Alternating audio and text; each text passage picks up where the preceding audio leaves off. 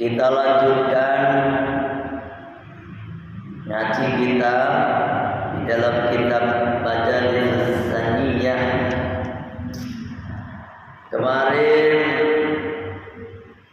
bahwasanya ketika Allah menghendaki seseorang itu baik dan husnul khotimah, maka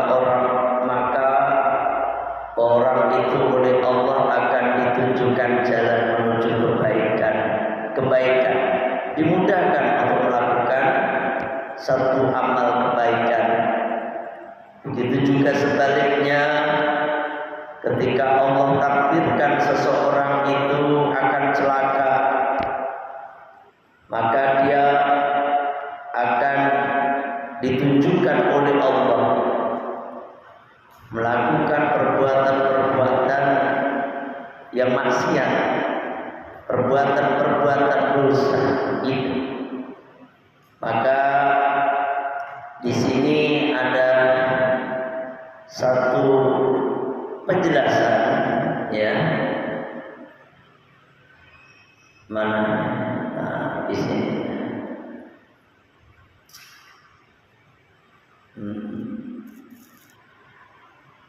Wakada dan demikian tersebut, ya. Man badi'a amaluhu bil khair, ya, barang siapa yang memulai dengan amalnya kebaikan, wa khutima lahu, maka dia juga akan ditutup baginya, ya, dengan kebaikan, bil khair. Nah, begitu juga sebaliknya, barang siapa man badi'a amaluhu bisyai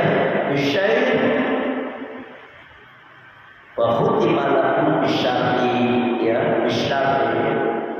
Begitu juga sebaliknya, orang yang amalnya senantiasa amal buruk yang dia lakukan, maka dia akan ditutup, akan diwafatkan oleh Allah dalam keadaan buruk itu. Tetapi Pak, ini ada sebagian orang, ya, sebagian orang, ada orang yang tadinya amal buruk terus dari kecil sampai menjelang akhir hayatnya, kemudian Allah balikkan hatinya sehingga dia bertobat kepada Allah dan mati dalam keadaan husnul khotimah. Ada begitu, tapi itu sedikit Pak, sedikit, ya, sedikit. Itu banyak, kalau itu banyak. Tapi yang sedikit itu, ada orang yang dari kecilnya dia melakukan amal-amal baik, amal-amal soleh, kemudian di akhir hayatnya ditutup oleh Allah dengan mati suul khotimah. Itu sedikit gitu. Kebanyakan orang itu sesuai dengan amalnya. Kalau amalnya berapa amal ini? Alhamdulillah, Allah, selamat, ya, alhamdulillah. Jadi seperti itu. Jadi orang itu tergantung dari amalnya. Kalau orang amalnya baik aja dari kecil nih, terus rata-rata itu Allah akan akhiri hayatnya dengan kebaikan. Begitu juga sebaliknya, orang yang beramal buruk,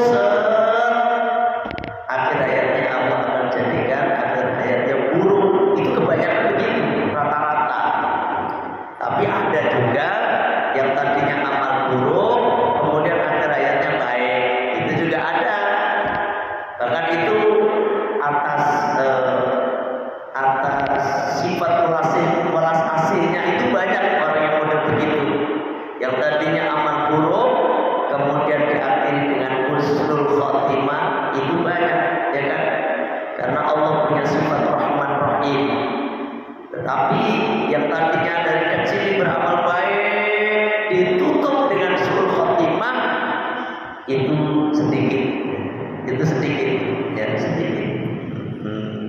Ya. Nah, di sini tanbihun, adapun satu peringatan, mas bagaimana perkara dzikra yang sudah disebutkan di hadal hadisi, di dalam hadis ini, jami'un li jami' ahwali syakhsi, dari kumpulan pada semua tingkah laku manusia, itfihi bayanu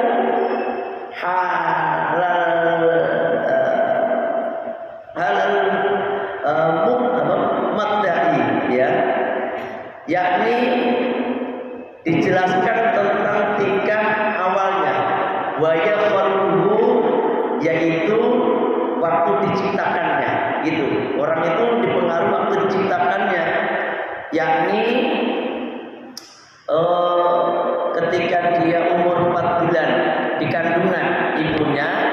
Nah, itu kan kemarin sudah ditakdirkan tuh rizkinya, ajalnya, amalnya, orang celaka ataupun orang bahagia, itu dipengaruhi itu. Wal ma'adu, dan kembalinya, wa ya asyadatu wa syaqawatu, ada orang itu dikembalikan atau diwafatkan dalam keadaan bahagia, ada juga yang dikembalikan dalam keadaan celaka, ada kayak gitu, ya, ada. Terus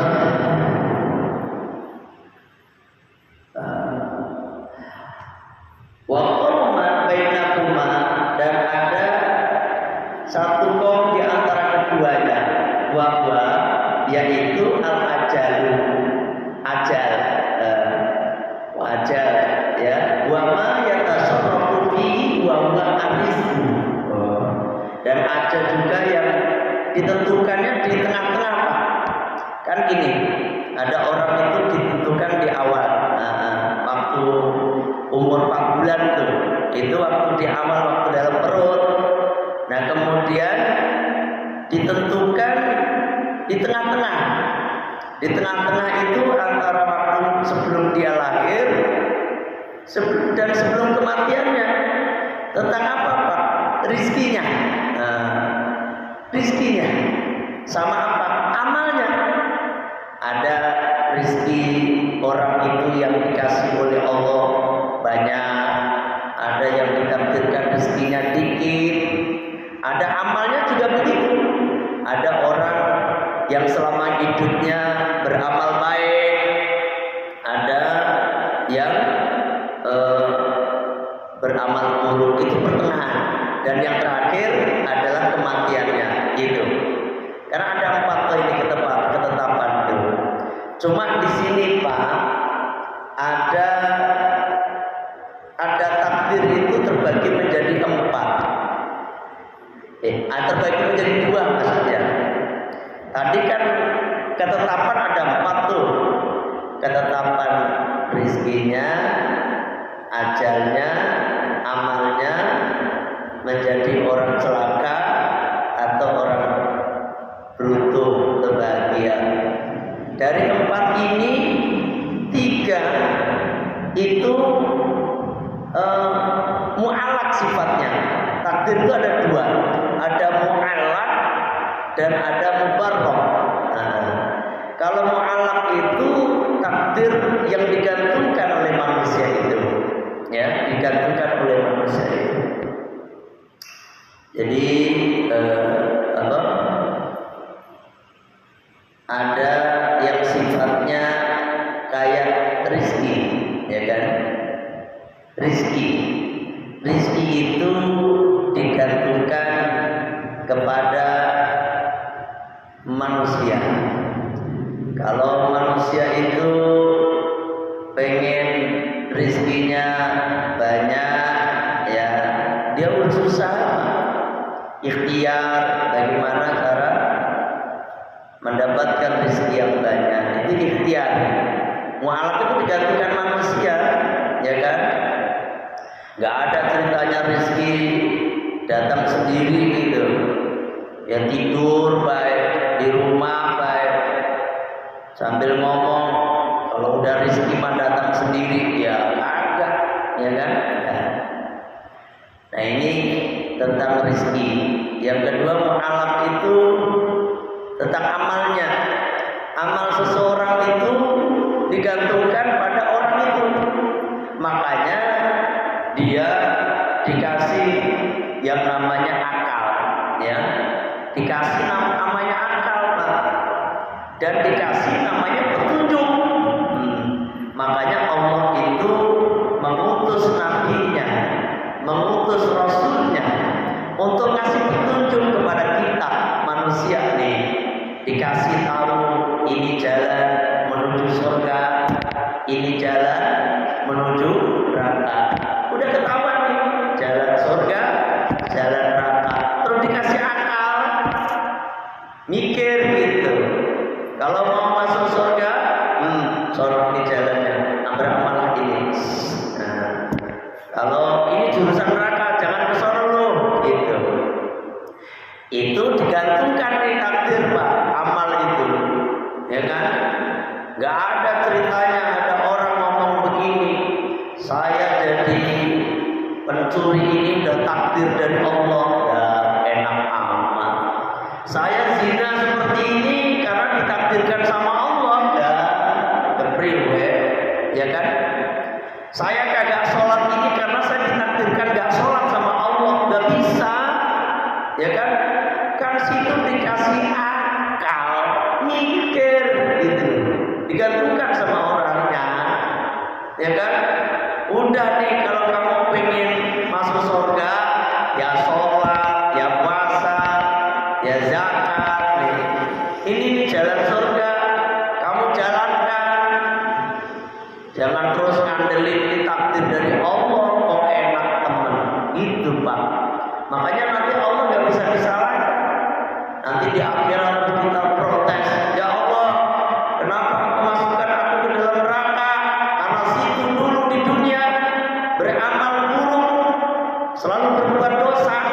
Terus kemudian dia bilang gini, dia bilang, ya Allah, saya melakukan perbuatan dosa itu kan karena takdirmu. Nah, Allah langsung jawab, kan situ dikasih akal, gitu. Kamu kan dikasih akal, kamu kan udah dikasih petunjuk nih, jalan menuju surga, ini jalan menuju neraka. Lah, situ milih jurusan neraka, bahkan tetap kita kalah, Pak. Amal ini.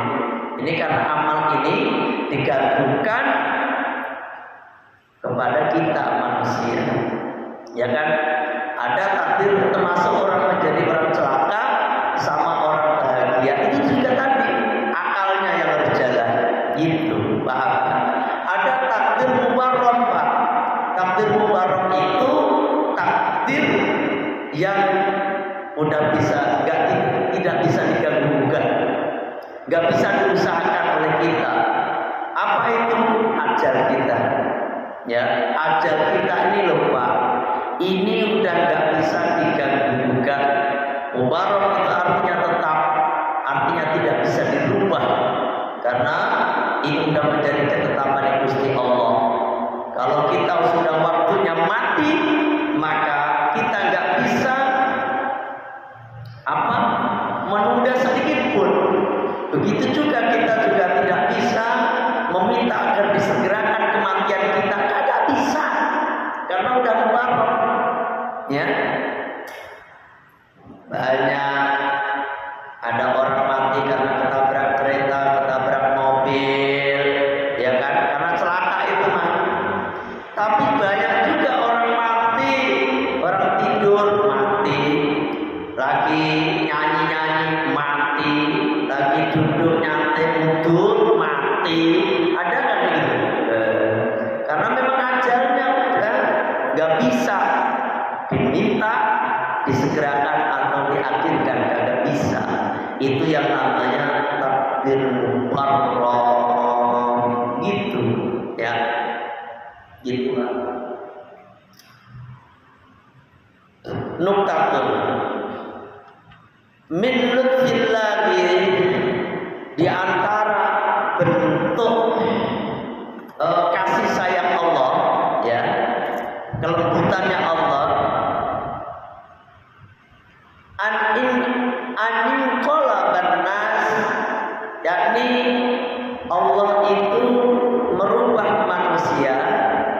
minal khairi, dari baik, ilah, ya, bukan ini. Oh itu balik lagi. Nah ini anna taubata, bahwasanya taubat hatimatun lima salafah. Nih taubat itu bisa melebur segala sesuatu yang sudah lewat itu.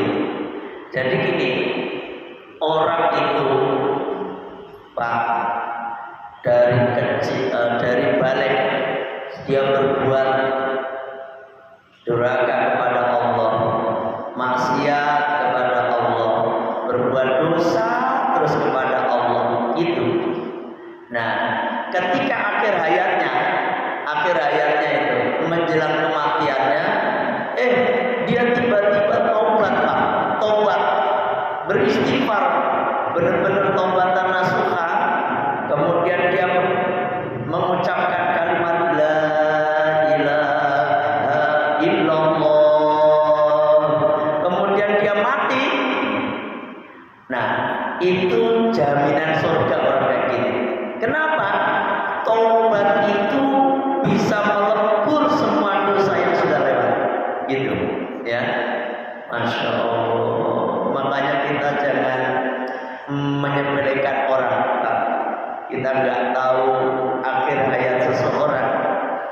Kita kira orang itu bejujat lah, banyak dosanya. Jangan terus sampai menjudgment bahwasanya dia itu ahli neraka. Jangan. Kenapa demikian? Bisa jadi ketika dia menjelang akhir hayatnya dia tobat, kemudian dia mati dalam keadaan husnul khotimah. Itu saling mendoakan, saling mendoakan, ya. Karena apa? Wa anna jami'al umur, karena bahwasanya semua perkara bi qadaillahi wa qadarihi, itu atas ketetapan Allah dan qadarnya Allah. Dah, itu. Muhimmatun, adapun perkara yang penting, muhimmah penting. Al-mukallafuna, adapun orang mukallaf, ala arbaati aqsamin, itu terbagi menjadi 4 bagian. Mukallaf itu siapa Pak? Mukallaf itu satu, Islam, orang Islam. Yang kedua baligh. Yang ketiga berakal. Itu Islam, baligh, berakal. Yang keempat apa Pak? Sehat. Mukallaf itu sehat panca inderanya, terutama matanya, telinganya. Itu terutama 2 itu. Orang itu kalau nggak bisa melihat, dia tidak bisa mendengar, pasti orang itu nggak bisa ngomong. Itu, ya. Orang itu kalau tuli dari kecil, maka dia dipastikan nggak bisa ngomong. Itu Pak. Kenapa nggak bisa menirukan omongan orang? Apalagi, tetapi kalau orang masih bisa melihat, ya, tapi dia nggak bisa ngomong, tuli misalnya, masih bisa mukallaf, dia diajari cara melihatnya, sholat begini, itu bisa melihat. Kalau dia buta tapi telinganya masih mendengar, itu juga bisa dikatakan mukallaf. Kenapa? Kita bisa jelasin, kita bisa ngomong sama orang itu, Mas, sholat ya. Sholat itu apa? Menyembah kepada Allah. Bagaimana caranya? Nih, dia kan buta tuh, rukuk ini caranya nih. Kita sambil benerin, sujud begini. Kan itu kan bisa caranya ada. Tapi kalau ada orang buta dari kecil, tidak bisa mendengar dari kecil, dan otomatis tidak bisa ngomong, maka orang ini pun bukan mukallaf. Kenapa? Gimana mau ngajarin Pak? Sholat, matanya aja buta, ya kan?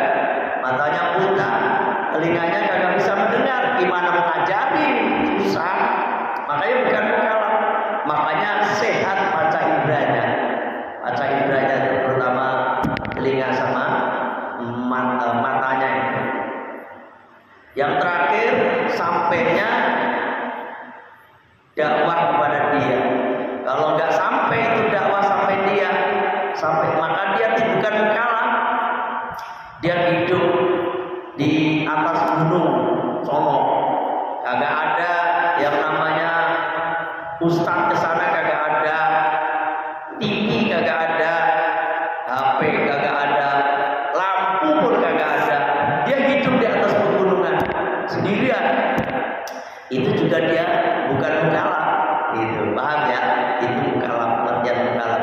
Islam, balik, berakal, sehat panca inderanya, terus yang kelima sampainya dakwah Islam kepadanya. Nah, orang mukalaf itu terbagi menjadi 4 bagian. Nah, al-qismu adapun bagian yang pertama, al-qismul ula, ada al-qismu al-awwal, adapun bagian yang pertama, kaumun, yaitu satu kaum khalaqa yang telah menciptakan pada mereka Allah Ta'ala li khidmatihi wa li jannatihi. Nih, golongan yang pertama yaitu satu kaum yang Allah ciptakan mereka untuk khidmah kepada Allah, wali jannatihi, dan dia pun akan mendapatkan surganya Allah. Gitu. Jadi khidmah ya orang-orangnya. Siapa mereka? Wahum, adapun mereka al-anbiya, yaitu para nabi. Para nabi itu hidupnya kan selalu khidmah kepada Allah, ya, khidmah. Khidmah itu ya benar-benar menjalankan perintah-perintah Gusti Allah, apalagi nabi. Terus apa lagi Pak? Wal auliya'u, para wali-wali Allah. Wali-wali Allah. Siapa lagi Pak? Wal mu'minuna, orang-orang yang beriman. Nah, ini khidmah. Khidmah itu, ngerti khidmah Pak? Khidmah itu kan dari kata khodam. Jadi kayak babu gitu lah. Babu ini Gusti Allah, apa yang diperintah oleh Allah yang kita jalankan, apa yang dilarang oleh Allah kita jauhi. Gitu. Ini golongan yang pertama. Golongan yang Allah ciptakan memang dia menjadi khodamnya Allah, nurut sama Allah, dan dia berhak mendapatkan surganya Allah. Para nabi, para wali, aulia itu para ulama juga. Jadi setiap ulama itu pasti wali itu Pak. Terus apa lagi? Orang-orang mukmin, wasolihun, orang-orang yang soleh, orang-orang yang baik, soleh teh. Itu bagian yang pertama. Wal qismut tsani, adapun bagian yang kedua. Khalaqakumullah ta'ala, Allah menciptakan mereka li jannatihi, untuk surganya. Artinya apa? Mendapatkan surganya Allah.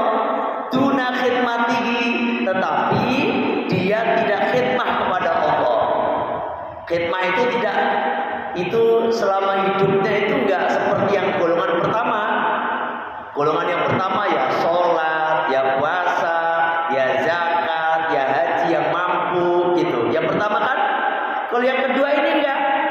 Allah ciptakan golongan yang kedua ini mendapatkan surga Allah, tetapi dia tidak khidmah kepada Allah. Ya enggak pernah sholat, enggak pernah puasa, ya enggak zakat, enggak haji apalagi. Tetapi dia mendapatkan surga Allah. Siapa mereka? Wahum, adapun mereka alladzina, itu orang-orang yang mereka hidup dalam keadaan kafir. Tsumma khutima Lahum bagi mereka bil imani dengan iman. Itu Pak. Ada ini. Golongan kedua ini hidupnya kafir, ya kan? Hidupnya kafir. Namanya kafir ya kan, nggak sholat, ya pokoknya nggak ibadah, baik. Kafir. Tetapi dia mati dalam keadaan iman. Siapa contohnya? Kalau kisah siapa?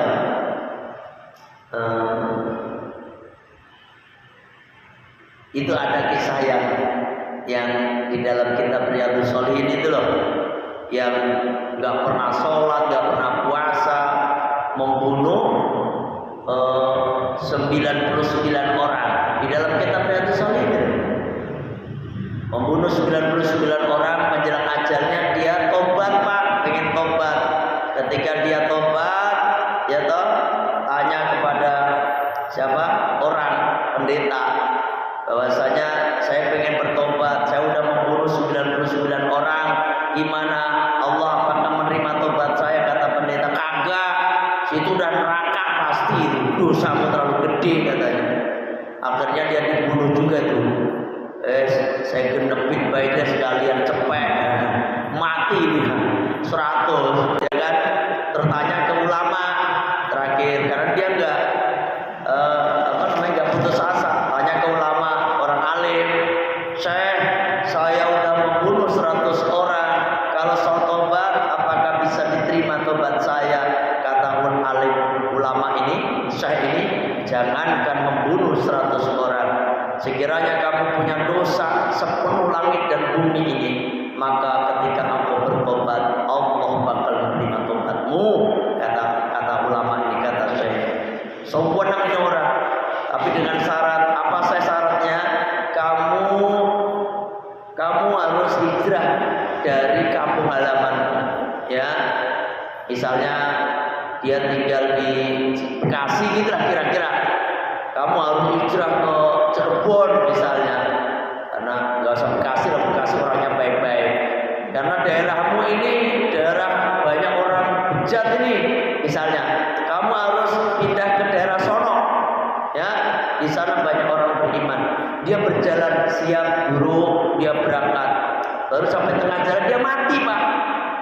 Sholatnya belum, puasanya belum, apa-apa belum, dia belum pernah berbuat baik sama sekali. Ya kan, ketika dia mati, maka dia akan diambil oleh malaikat rahmat. Kata malaikat azab dulu mau ambil. Ini kurang ajar, ini orang kagak pernah sholat, kagak pernah puasa, kagak pernah ibadah. Ini bagian gua. Ketika mau diambil, malaikat rahmat datang. Apa kata malaikat rahmat? Malaikat azab, ini bagian gua nih. Orang ini orang udah niat baik. Niatul mukmini khairun min amalihi. Niatnya orang mukmin itu lebih baik daripada amalnya. Akhirnya singkat cerita, oleh malaikat Jibril ditengahin. Ngapain sih pada ribut nih? Udah ukur jalannya. Kalau dari kampung dia menuju ke sini dan dari sini menuju ke tempat tujuannya, mana yang lebih dekat? Maka dia adalah ke tempat yang dia tuju itu. Akhirnya diukur Pak, padahal cuma beda 1 jengkal. Itu kisah di dalam kitab Riyadhus Shalihin. 1 jengkal Pak, lebih dekat ke tempat tujuan yang dia mau tinggal. Hijrah ke tempat yang baik. Kata malaikat Jibril, ini bagian malaikat rahmat. Padahal belum pernah berbuat ibadah sedikit pun Pak. Itu. Tetapi dia niat beribadah, dia niat baik tadi Pak. Kan tadi mana? Anna taubata hatimatun lima salam. Itu tobat itu bisa melebur semua perbuatan dosa yang pernah dia lakukan. Itu. Ini kisahnya, salah satu kisah doang, ya kan? Terus kita lanjutkan. Aufarratu muddata hayatihim, atau mereka itu ceroboh selama hidupnya. Wa anha makamu fil isyani, dan mereka senang berbuat maksiat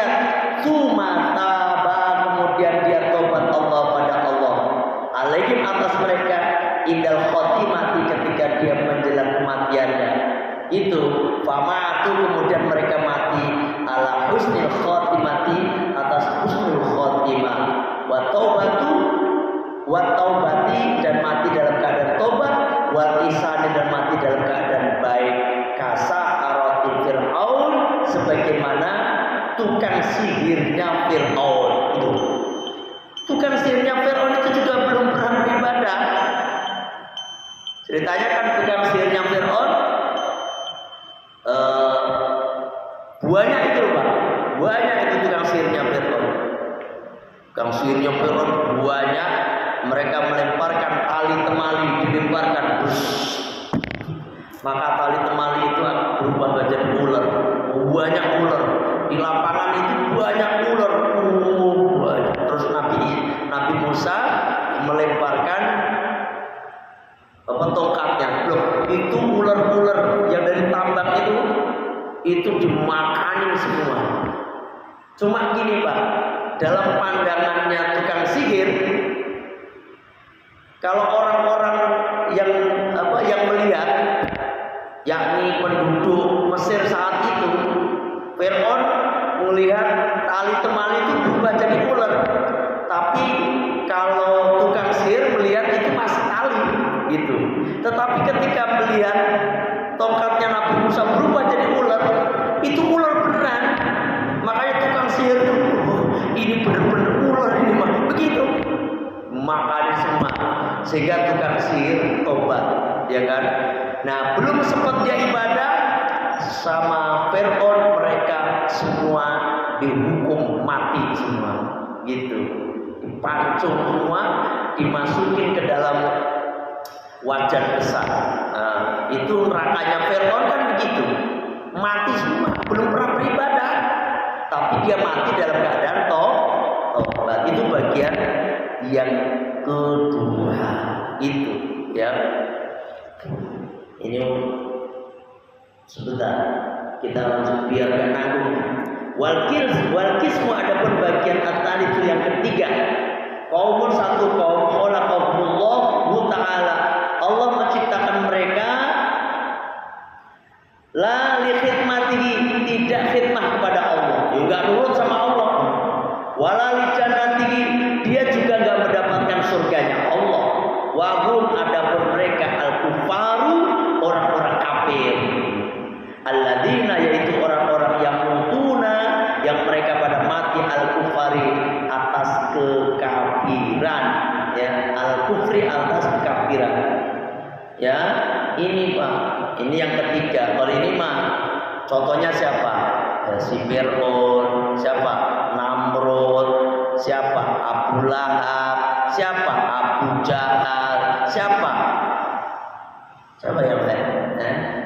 Pokoknya yang emang hidupnya selalu kafir kepada Allah, gak pernah beribadah, ya udah, kurimu, mereka dihalang-halangi, ya kan? Fitunya di dalam dunia naimun, satu kenikmatan, naimul imani, kenikmatan iman.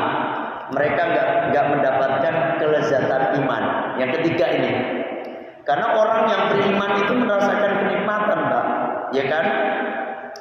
Ya, di antara kita ini sebenarnya sholat itu satu kenikmatan bagi orang yang ahli ibadah, ya. Tapi kita belum bisa merasakan itu. Padahal orang yang sholat itu kalau yang hatinya udah betul-betul fokus kepada Allah, nikmat sekali. Nah, zikir juga begitu. Zikir la ilaha illallah, la ilaha illallah, nikmat sekali. Nah, orang-orang itu terhalang, Pak, mendapatkan kenikmatan iman. Makanya ada halawatul iman, ya kan? Manisnya iman itu ada kan? Wafil akhirati, di dalam akhirat, yu'adzibuna, mereka akan disiksa bil adabi, dengan satu siksaan, gitu Pak. Wal awali, dan mereka akan rendah di neraka nanti. Ini orang-orang kafir yang tidak masuk, yang tidak menyembah kepada Allah. Yang terakhir, wal qismu, bagian yang keempat. Dan wal qismu ada berbagian arabu yang keempat, kaumun, yaitu satu kaum khalaqahumullah, yang Allah ciptakan, ya. Mereka li khidmatihi, khidmah kepada Allah. Iman, Pak. Iman, ya sholat, ya puasa, ya zakat dan seterusnya, ibadah pokoknya. Duna jannatihi, tetapi dia tidak mendapatkan surganya Allah. Naudzubillah min dzalik. Ini golongan yang keempat. Yaitu tadi. Wahum, adapun mereka alladzina, orang-orang kanu, ada yang mereka amilina, orang-orang yang beramal bita'atillahi ta'ala, dengan taat kepada Allah. Gitu. Summa maqarabihim, kemudian membuat mereka itu, Allah membuat mereka, ya, faturidu mereka anbabillahi ta'ala, mereka itu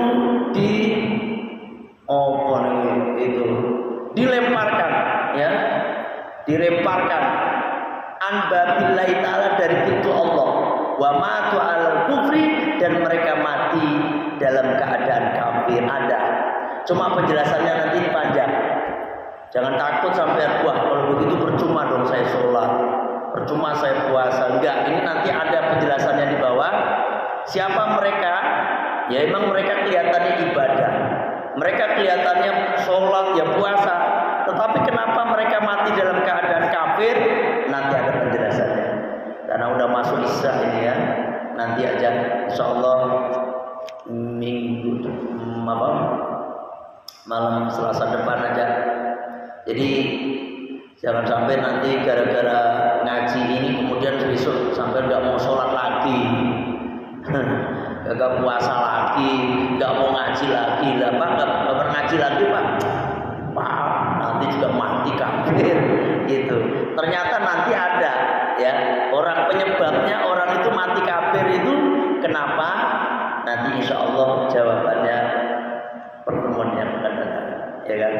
Karena Allah itu zat yang maha Rahman wa Rahim. Allah itu adil. Nggak mungkin orang mau ibadah, sholat, puasa, mau ibadah lah, taat sama Allah kemudian dimasukkan ke dalam neraka. Kagak mungkin. Berarti Allah nggak adil dong. Kalau begitu, ya kan? Nah, penyebabnya apa? Nanti. Ya, saya kira sampai di sini.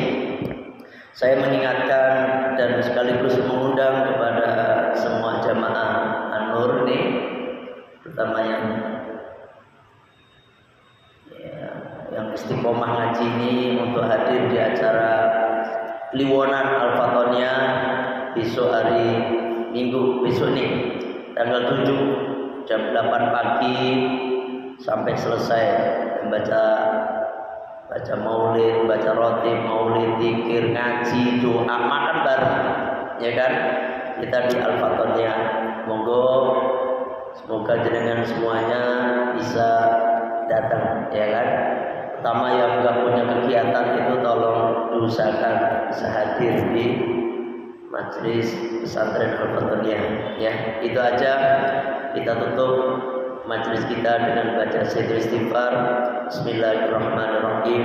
Allahumma anta rabbi la ilaha illa anta khalaqtani wa ana 'abduka wa ana 'ala ahdika wa wa'dika mastata'tu a'udzu bika min syarri ma sana'tu abu'u laka bi ni'matika 'alayya wa abu'u bi dhanbi faghfir li fa innahu la yaghfiru dzunuba illa anta. Astaghfirullahaladzim, astaghfirullahaladzim, astaghfirullahaladzim. Subhanaka Allahumma wa bihamdika asyhadu an la ilaha illa anta astaghfiruka wa atubu ilaik. Alhamdulillah. Assalamualaikum warahmatullahi wabarakatuh.